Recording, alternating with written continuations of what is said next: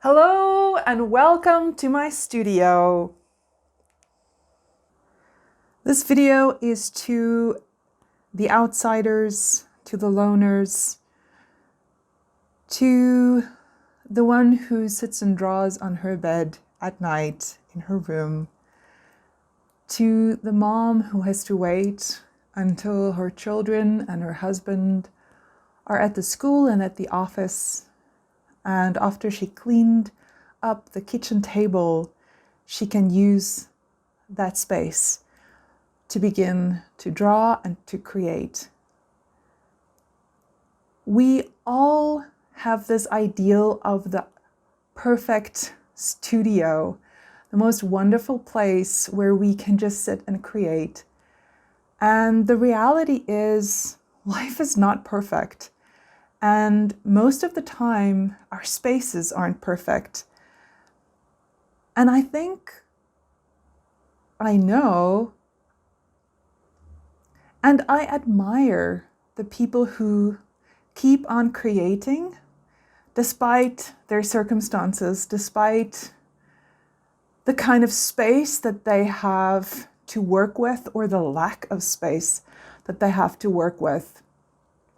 Unfortunately, I don't remember the name of this artist, but I remember the first time that this bulb light dawned or got switched on is when I heard about this artist, and she was a ceramicist, and she lived in a tiny New York studio apartment, and she used the veranda as her studio space.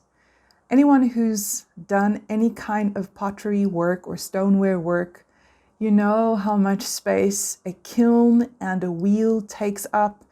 You need storage racks for the projects that you're working on to dry out.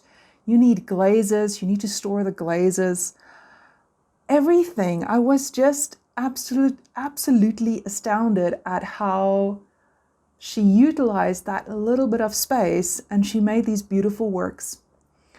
And that just sparked it for me to realize that we have to use what we got. And I really admire people who make plans. So I'm showing you my studio today, not because I think my studio space is awesome. I've seen the most dreamy spaces on the internet, but I just want to show you it's a place that's, the space is what you make of it. So it's a working space, and it's a privilege to have a space to be able to sit and create. Let me show you around. Okay, this little corner has some paintings of mine.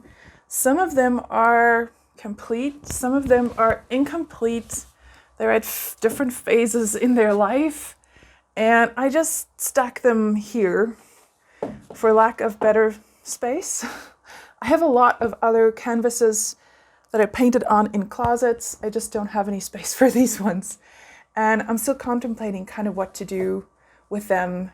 Sometimes you need for things to just chill around a little bit before you continue working. This is my storage shelf. I have this shelf just above the table that I work on. And first up, I have a toolbox. And in this toolbox are the art materials that I utilize the most with the project that I'm working on at that time. So at this moment, I'm gonna take it off for you. And you can see, so this toolbox, when I open it up, you'll see it just has some inks. I'm working on a graphic novel, so I have a lot of drawing utensils here, my different kind of technical pens. I've got some gouache, some pencils, watercolor, and some brushes here. So they are around for easy access. Okay, so that's my toolbox. And then I've got a list of files that I use for teaching. I lecture, so they're there. This is a painting that my mom did. She's a beautiful artist. She does beautiful work, and it's just a lovely painting that I keep here to inspire me. And then in this other corner, this is the messy corner. I'm working on this huge project, this graphic novel, and the research that I've done for it is in these boxes. So that's why they look so temporary. The idea is that once I'm done with it, I'm just going to chuck all those boxes and all that it contains away. But at the moment, believe it or not, it is quite organized. It has labels on it. So I do know what is what. Like I can show you that top one is a lot of the props that I used for the drawing of the graphic novel. I'm going to take it off so you can see. Yeah, so it contains a series of weird little elements and things. Yeah, so bottles, packaging that I used in the novel itself, this doll, the medicine bottles and so on. I had other props in here at earlier stages as well. And that's small radio. Sometimes you want to listen to a radio. And there's one of those, that paper mache. I made it in a previous video earlier in the year. Then we come to my table. This corner, I try and keep my table as clean as possible, but it's kind of tough. So this corner always has a stack of books in it. I am a paper artist, so I always have books. It has a series of, this is just my planner. It's got some notepads, notebooks, sketchbooks, and then it's got sort of research, journals, got to do also with the novel I'm working on. And this is the bottom one is a visual journal. In this corner, I have my scanner. It's an A4 Canon scanner. It's the Canoscan LIDE 400, very awesome scanner. Then in the deepest corner, behind my computer screen, I have a lamp because this little corner is just very dark and I just always have that lamp on, just keep a light on everything. This is a drawing, those anatomy drawing dolls. I don't really use this one that often, but it is on my table for sentimental reasons. A previous colleague of mine gave it to me. We taught at the same art department for a very long time, and our department closed, and she, in the end, like a year or so later, she passed away. So now I always think of her when I see it, so I keep it here. I've got this little bric-a-brac, my USBs and cables. There are always cables that find me. They're here. And then this is another little weird, just bric-a-brac tray thingy where weird things end up. And it's those kind of things you don't know what to do with them. Of course, I use the lip balm, but everything else I don't. A USB port, and of course, here's my computer, so that's the screen and the keyboard. And then I've got this little cute teddy, just to see if she can zoom in. Her I got from somebody I worked with at my second job, so that was a long time ago. And I just liked her demeanor. She looks like she's walking somewhere and she's so cute. And she just warms up my computer screen. So she's traveled with me to every work I've ever been at, and now she is living in my studio. So she's always around here.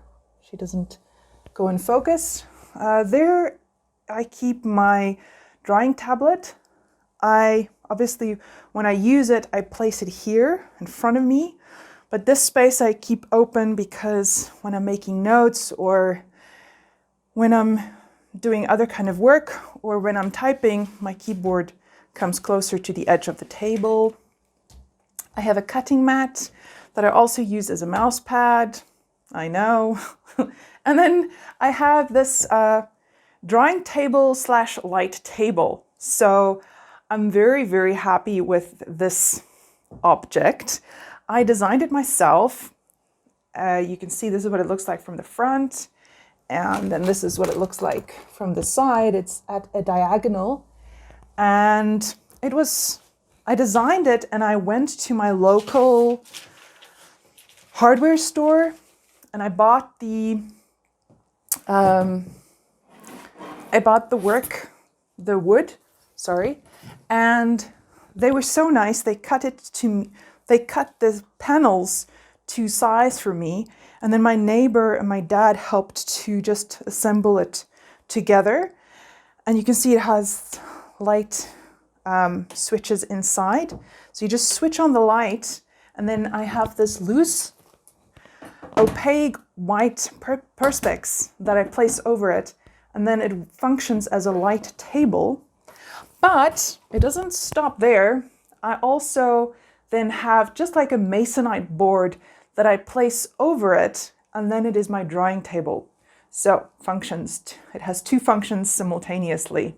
And here I've just put one of my masonite boards on top of it so you can see what it looks like. And then of course I have a lamp here as well. When I draw, I need some light very close by. And this is my window. Yes, I'm looking out at a parking lot.